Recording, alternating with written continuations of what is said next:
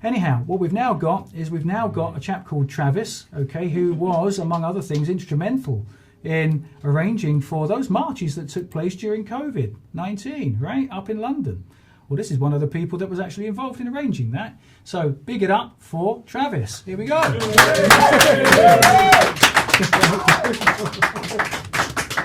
we go. Hey, man. Good evening. Good evening. Right, all right. Travis, here we go, mate. Oh, look at that. We've got you sandwiched in the middle here. Gotta go easy on me. So, tell us about Travis and your background, and then what caused you to kind of wake up to the bullshit per se. Yeah, right. So it first started 11 years ago now, when I was actually 18, and I was in my first ever proper job, and I was a CAD technician, and I just sort of was going through the motions. I studied mechanical engineering at college for a couple of years, went straight into this job, and it took me just a few months of starting to get taxed. That's what did it, man. So it's like, where's 20% of my wages going before I even get to do anything with it? And I was like, I don't feel like I'm actually getting anything back, So that's what started me out. I'll never forget the moment when I was actually sitting at my desk. I was supposed to be working, but I was just looking at stuff online, and something just triggered inside of me, and I had this wave of energy come up the back of my head, and I was like, that's it. I woke up. I was like, we're getting fucked, man. And it weren't too long after that well, at the time, there was these Facebook pages, and that was really quite big, and I was really grateful for the people that put in the time to put out these memes and put out this content, because it really helped me along my journey. I know you mentioned you didn't wake up till you were 39, right? But I only woke up because of the internet, and people put in the effort and time to wake other people up. So I was like, well, what can I do to give back? And I created this Facebook page that's still there, called Learn How to Think, and that was my first real taste of online social media beyond its personal use. And it did really well. It started out sort of in my romantic rebellious phase that I'm sure a lot of people have been through, just shouting at everybody, 9/11, everything, ruining family dinners, all of that. And that's how it got traction in the beginning. It started to build up, and then it actually just went quite viral. And after a year, it got like 50,000 likes, and I was reaching hundreds of thousands of people. But I was 18, just on my phone and computer, just posting memes. I'm like, this is awesome. I had no idea really what I was doing. Anyway, so I had to stop that for other reasons, and there's a big part of the journey there. Then I first started traveling in 2016. I got a one-way ticket to Australia, and I was there. I was only meant to be there for a year, and then I actually ended up going to New Zealand after that. Then I went to Europe, and that was 4 years. But during that time, I had a lot of free time, and that's something that I found is really, really sort of instrumental in this journey. And I'm going to get into like spirituality and personal development, because I think that's really important. But it's like, I realized what you do with your free time is really, really essential. So I had lots of time to myself. I discovered some of my gifts, I suppose, my purpose, my calling, like really what I'm supposed to do. I reignited my passion for writing, started a website, and that did quite well. And then I discovered I could do music, and all of this was geared towards trying to wake people up. I tried so many different things, music, writing, activism, all that. And that was quite good, that was good. But then I had this intuition that, maybe I should just go back to England for a bit. And I was back, and 2 months later, lockdown hit. And at the time, it was a bit obviously intense. But then it weren't too long after that it sort of kicked me into my activist mode again, because I tried a little bit of activism as well when I first woke up, it's a romantic rebellious phase. But then I realised that it's going to take more than just activism. But at that point, it got reignited again, and then skip forward to 2021, the January the 20th, I created this movement that some of you might know what it was, called the Great Reopening. And when I did, my life flipped on its head. I kid you not. I went from a pretty cruisy life, just making videos, doing my HelpX work, to 18 hours a day, every day, for a good few weeks at least, at that momentum. And it just was crazy, man. So I created a Telegram group. That's all I did in the beginning. And within a day, it just exploded. Some influencers got in it. And I guess it was just, it's just the time. The energy was around. It was just meant to happen. And within like a week, there was like 10,000 people in this Telegram group. We had nearly 100 groups all over the country. Ireland had its own division that was setting up its own movement. They had Sky News. They wanted to interview, and I said, no, I ain't going to speak to you. And it was just mental, man. And that, like, okay, it was successful in many ways, but it didn't get enough traction. And in hindsight, like, 10 days to plan a revolution. It was like from the 20th of January to the 30th of January, we're going to get all the businesses open, and it's going to be this peaceful revolution of the mind. And it was crazy. But it did have its role to play, and that put me into, I guess, catapulted me into the heart of the activist scene, and I got in touch with all the people that were doing the protest. That's actually how I got in touch with Simone as well, and got into Unite for Freedom. And I'm sure many of you watching the stream and in this room attended some of the massive protests that happened in London. And I do have quite a lot of love for the people of this country, because when push came to shove, man, we really pulled our finger out, you know. We think the biggest protest in London was easily over 1 million people, and it was incredible to see, you know, because it was at the time you'd walk into a supermarket, you'd be the only person not wearing a mask, you know. And I was just smiling at that point. It's like, hi, here's a happy human face. But then when you go to London, it's just an endless sea of people not wearing masks, all chanting freedom. And I'm just at the front with a megaphone, like, okay, this way, guys, you know, this way. And, you know, they're all activist rebels. They don't want to be told where to go, but someone had to try and do it. And there was only a small team of us, you know. It's mad. Yeah, so that was all of that. But then that's calmed down, and thankfully we've come out of all of the COVID madness, and I've got back into what I did before the COVID madness, and that is what, I guess, the crux of what I'm going to speak about is personal development and spiritual revolution. Because, okay, during this period of time, the COVID madness, so people are like, yeah, if we just stormed in, killed all the politicians, then we'll be okay. And it's like, well, I don't think it's going to be quite as simple as that, because I think, although it's very, very important, everything that's been spoken about today, and there's so much knowledge in there, and I'm still learning a lot about it, ultimately, I think to solve the problems that we are facing as a race long term, we need more evolved people.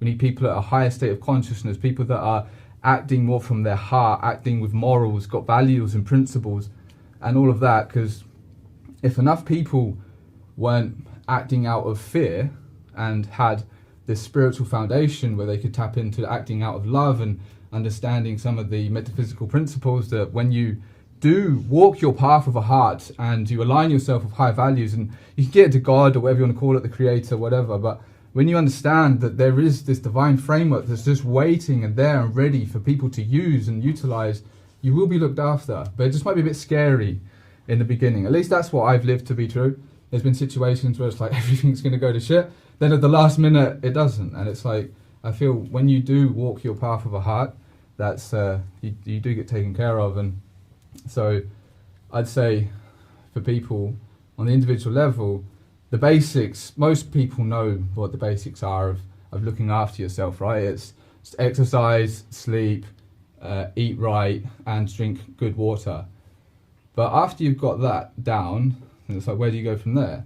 And that's when you start getting into the mental part of the being. That's a really good place to go afterwards. And a lot of what people are acting out, a lot of their thoughts and their beliefs have come from evil forces that are seeking to control humanity. So if you can deprogram yourself from that, then you're on to a winner, right? Because if you are just living out these beliefs that have come from people that seek to control you, you don't have your power, you're not empowered, and I think that's absolutely crucial. So there's a lot that you can do in that realm, but it's a really good place to start. I'm really, really big on meditation. So as well as my political awakening that happened in 2012, it wasn't very long after that that I started to get into meditation as well. And this technique is, there's many techniques of meditation, but the actual practice itself has been instrumental in my personal development and my evolution as a being. And I would say to anybody who hasn't ever done meditation before, there's a lot of different techniques out there. And when I first started, I was just trying to just focus on nothing, right? Just have nothing in the mind, and didn't get very far with that. I kept trying and I made a little bit of progress, but things really picked up for me when I did a Vipassana course. And I did this in New Zealand in this beautiful setting. But you hear about a meditation course and you think, oh yeah, it's going to be pretty chill, just sit down and do nothing for a bit. Nah, this is insane, man. It's like it's 10 hours of meditation every day for 10 hours a day, for 10 days, 10 hours a day. All right, and someone at 4 a.m. has got a big gong and they're bashing it outside your door. Wake up, come on, time to meditate. And it's mad. But the technique that they teach is the Vipassana technique, and it's gone by different names around the world, but essentially it's just body scan meditation, right? So you just focus your attention on top of your head and you bring it all the way down to your feet and you go up and down, And what I found is that compared to just having no thoughts and trying to think on nothing, just actually having something to focus on, especially the body, it's really good for developing awareness, and it brings you into your body. It helps you with embodiment, which I think is a very important foundation for anybody who's looking to get into personal development and live a better life. Is we need to get more in our body, because a lot of what the agenda is to break people away from themselves, out of touch with themselves. So I found that meditation, the Vipassana meditation, was really good for that. And then it helps you to develop awareness, and then with that awareness you can get into what I call thought replacement.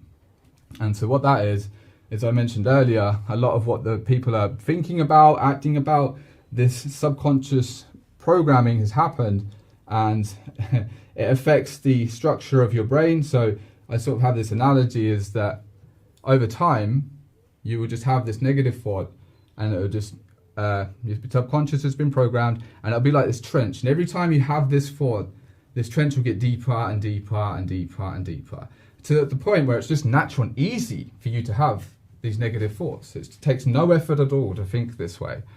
But when you develop awareness, what you can start to do is when you have this negative thought, you can become aware of it, you can see it, and then you can counteract it, or at least be aware of it and stop it.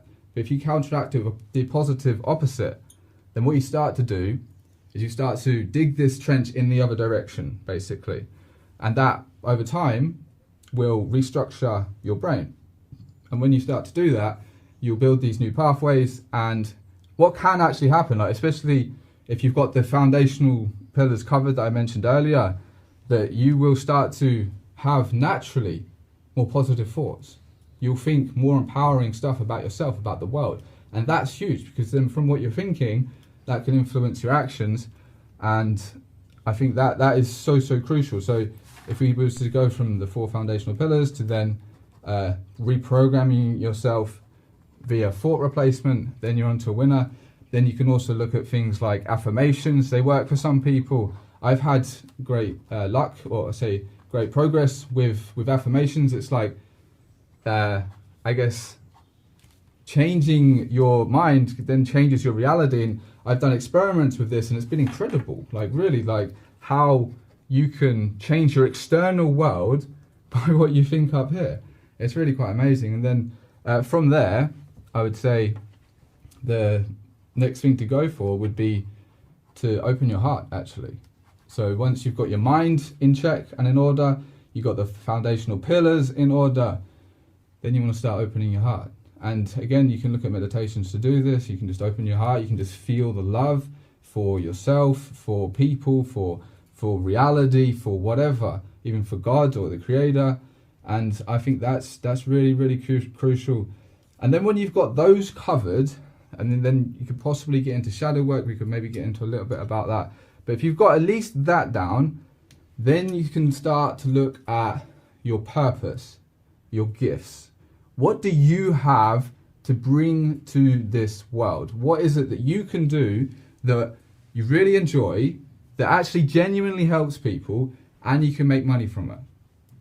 So when you can find whatever that is, then you're really onto a winner. And it comes back again to what I mentioned earlier about acting or aligning with your path with a heart. And if enough people did that, it would completely transform this world piece by piece. Gareth was talking earlier how, this thread that gets pulled, and, I think if enough people were actually living from their path of a heart, that could be what topples the system, or at the very least, I don't know if we're ever going to completely destroy evil, but we could at the very least get it in check so that the balance of power is actually more in the hands of the good guys, so to speak. So if enough people do that, then we'll see a better world. And I'm quite excited anyway, because if I was just to talk a little bit about how I live my life now, because I live what I preach, if you like. I literally have a life where it's at maximum freedom. Okay, it can be challenging, it can be stressful, it can be long days, but I work when I want, where I want, essentially, and I do what I love. Like, I really love what I do. I can see the transformation, for example, when I'm doing my coaching, and you've got a person who comes in and, you know, they might have had a hard day or a hard week or whatever, and you just sit down with them for an hour and you just be present with them. You listen to them, but also you give guidance and advice when necessary. You ask the really, really good questions, and they can come out of it and they're completely transformed. And it's just an hour, you know, just 1 hour, but it's amazing. And to see, like, sometimes it's almost hard to believe, but then I look at how much effort I've put to get to where I am now. It's like, yeah, this is actually what I do for work. And I recently interviewed this man, really, really cool guy. He's from America, and he's in the top 3% of coaches. This guy, he charges $500 an hour for his work, but I do actually believe he's worth that. And he has people that come to him for years and years on end, because whatever they're getting from this guy is worth $500 an hour. And I speak to him and I listen to him. Al Colleen's his name. And I'm just like, yeah, wow, you are incredible, man. And what he says is, I get to love people for a living. And that really struck a chord with me. I was like, wow, man, I can see why you've chosen to do this. And that's what I'm building towards. Okay, I'm not $500 an hour, but maybe in the future, you know, I'm only 29, right? But yeah, I've been in this game for a long time. Like I say, it's been 11 years. Basically, my entire adult life has been dedicated to this. Like, that has been it. And at some point in my journey, there was this like defining moment where it was like, yeah, I dedicate my life to this. This is what I'm here to do. I don't know if I can speak. Maybe I'll touch on this, because psychedelics have actually been quite useful for me, and I think the very careful and controlled use of psychedelics can be very, very helpful for people. But there was this one profound moment on a mushroom trip where I was staring at a mirror, right? I walk into this bathroom. Actually, my friend had taken a bit more than me, right? But he said he saw sound. Anyway, he saw the sound in his speakers. Anyway, I walk into the bathroom. I stare at this mirror, and I start doing eye gazing for myself. I just get encapsulated by myself. And it's going on for quite some time. And my face starts to change. It looked like really futuristic and kind of alien-like, and, you know, like I guess a Nordic alien, if you used to look into what that is, not a grey alien, thankfully, not like Mark Zuckerberg. It looked quite cool, actually.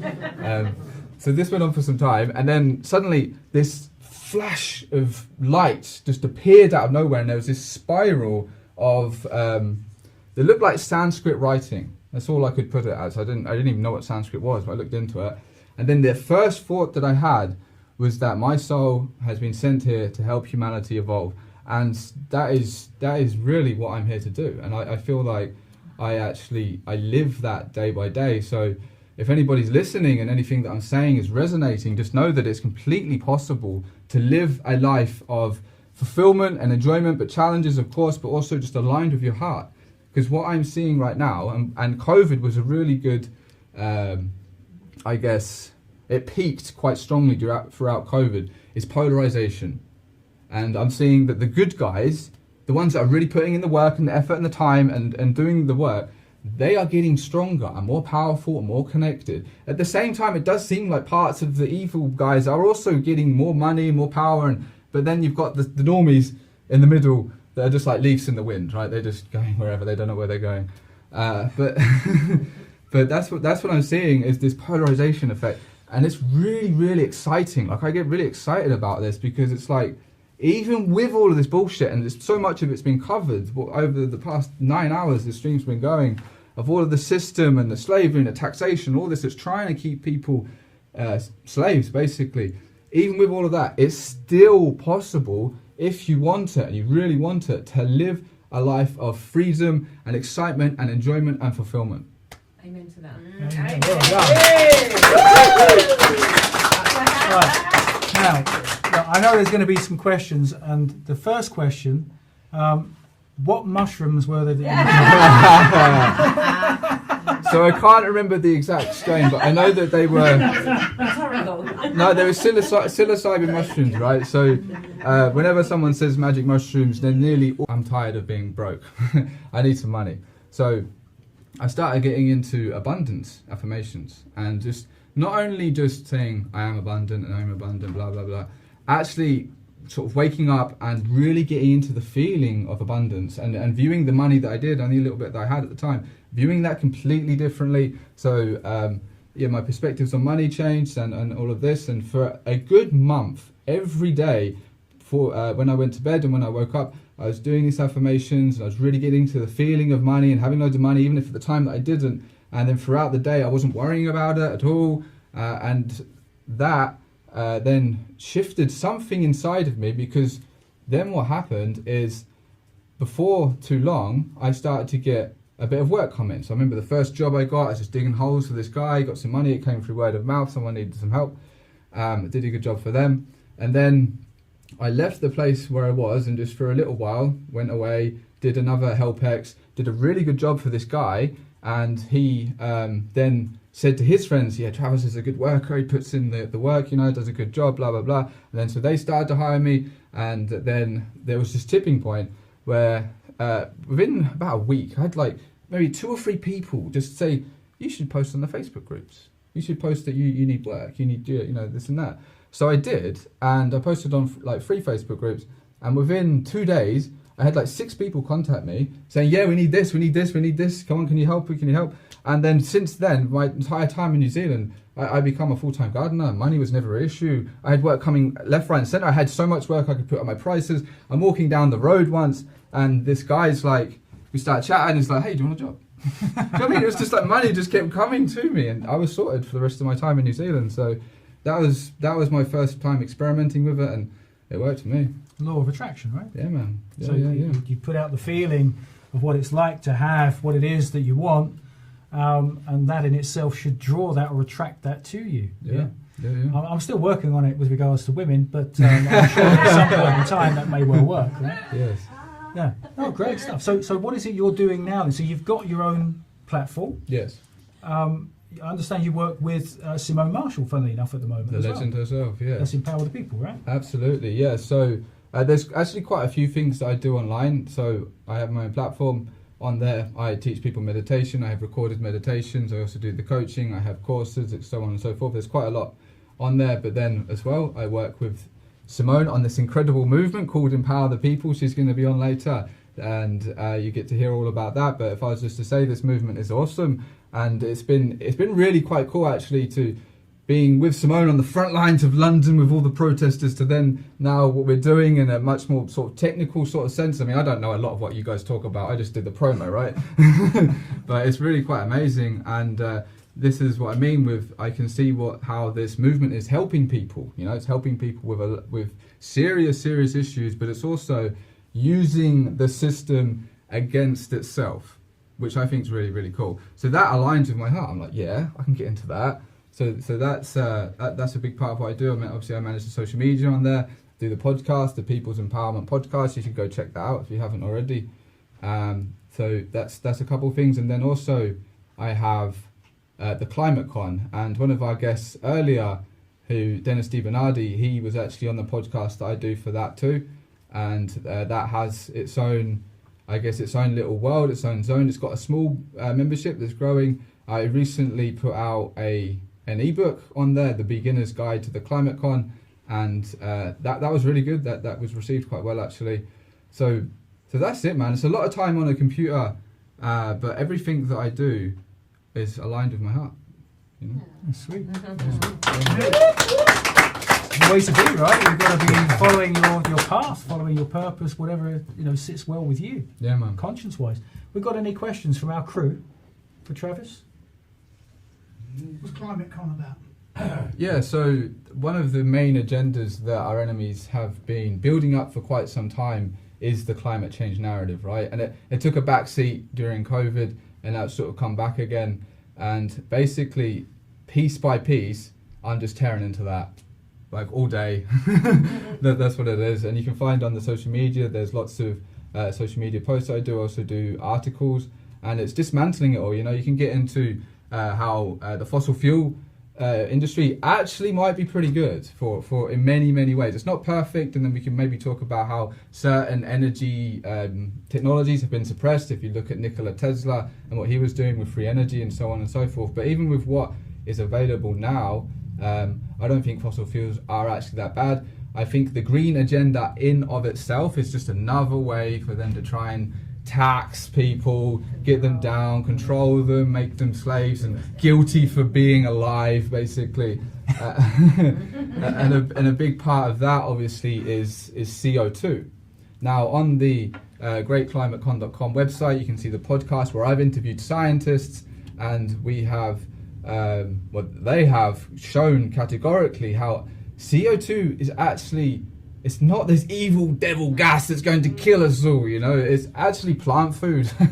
And with an increase of CO2, if you go to the CO2 Coalition, you can see they have this website, and it's got all of these graphs, and it shows that with more CO2, you have greater crop yields, for example. And they did this nice graph with more CO2, there's more wheat production and so on and so forth. So you can see why they might be a bit worried, because it's like, oh, we can't have those damn peasants having too much food in abundance, because then how can we control them, right? So let's make CO2 really bad.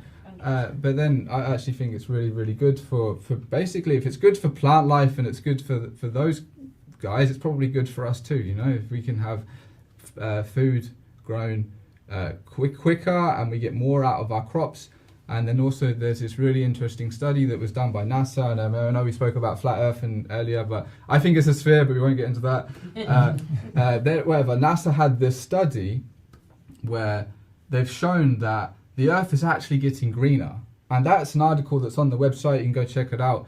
And from 2016, they did this study for many years back, and it was quite a huge percentage. I think it was maybe 16% green. I can't remember exactly, but it was a lot. It was like, you think 16%, even the whole world's vegetation, more greenery, and they attribute it in large part because there's more CO2. Mm-hmm. That sounds pretty cool. And then finally, I guess just to quickly wrap up, actually there's a couple of things for the climate con, but the fact that global warming would actually be a really good thing. I mean, have you guys ever experienced a winter in the UK? You know what I'm saying? Why wouldn't you want it a bit warmer during all of that? Well, I mean, I tell you what, with this summer, how can they say it's global warming? Right. It's not nowhere near as sunny as when I was a little one. So yeah, man, exactly.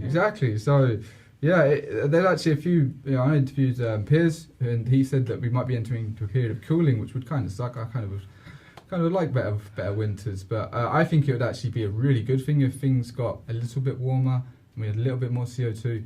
And I guess the last thing that I'd mention in the Climate Con agenda, the climate change narrative, because tied into that is a huge anti-meat agenda. Now, personally, I love meat, and I get my meat from the best sources that I can find, and I function the best when I have meat in my diet. And I question the very strong push towards veganism. Now, if you want to be a vegan, no problem. Hey, I respect free will, but I think that there's only a small percentage of people that can actually make that work. I think most people would actually benefit from some meat in their diet, and some people actually quite a lot. And then there's again the whole thing of trying to make you feel guilty just for being alive and having certain dietary preferences. But then there's for example, the cow burps farts thing. That's just ridiculous. Are you kidding me? That's our problem, cow burps. And then on what is that? What is that? I think I've said it, but I can't remember. It's the methane, apparently. It's I killing us all. As if there weren't animals before we had cows or whatever. I don't know. They started saying that years ago, wasn't it? Yeah. Started with that one. Yeah. There's this whole thing that the methane is destroying us, and it's because of cows. But then if you actually look into the whole meat industry and how the farming of animals, okay, factory farming is not really that good, but if you just look at how there'd be huge amounts of agricultural land that wouldn't be used if we didn't just have cattle grazing it, you know. And then you look at all of the certain parts of waste that we have from our food industry that would just get put in the ground somewhere or whatever. You can feed that to the cattle and it recycles it, and then it turns it into meat that we can then eat, and there's all this sort of stuff. And yeah, that so I feel that the push for veganism is coming from another, again, trying to control people, and I actually think that any meat eaters, if you like meat and it makes you feel good, then enjoy it. Well, I think there's one or two parties that have got vested interests in some plant-based alternatives, Mr. Yes. Gates. Sorry, did I say that? He's everywhere, isn't he? So he is everywhere. Yeah, I was trying to think of a euphemism for that, but he is everywhere. He's And, everywhere. it's not good, is it? And it ties into a part of what today is about, because we need money to be able to fund our fights, because I've often joked how easy this would be if we just had Bill Gates level wealth. Exactly. Yeah. This would be piss easy. I mean, look at what this guy's doing with money. He's everywhere. He can fund like BBC. He can fund anti-vegan agendas. He can fund jabs for everyone. He just can do all of this because he has money. If he didn't have money, he'd be useless. He can do any of this shit. So that's why in the awakening movement, I think we need to break a bit of this poverty consciousness around money and realize that it's just a resource, it's just a tool, it's a neutral force that we can use to our advantage. And yeah, that's again, I question, where does the poverty consciousness come from? I think the very same people we're trying to fight against. They've imprinted it into people to have this disempowering belief around money. Yeah. Definitely. That's amazing. Yes. Good talk, right? Yes. Absolutely amazing. Thanks, Travis. Any other points you want to make? No, I think that's it. So look, just to refresh on your platform, because obviously you are available to give one-to-one sessions to people. Yep. So what is it? traviscook.uk. UK. Yep. traviscook.uk. Yeah, All right? that's my website. You can find me on the socials if you search Instagram, Travis Cook UK, Telegram, same thing again, and they're the best ones. Yeah, you can find me on there. Fantastic. Brilliant. Thanks very much, mate. Great. Pleasure, yeah. Respect to you, bro. Good to see you, man. Rightio, everyone. Look at that. Big up to Travis there. Big up once again. Lovely stuff. Right.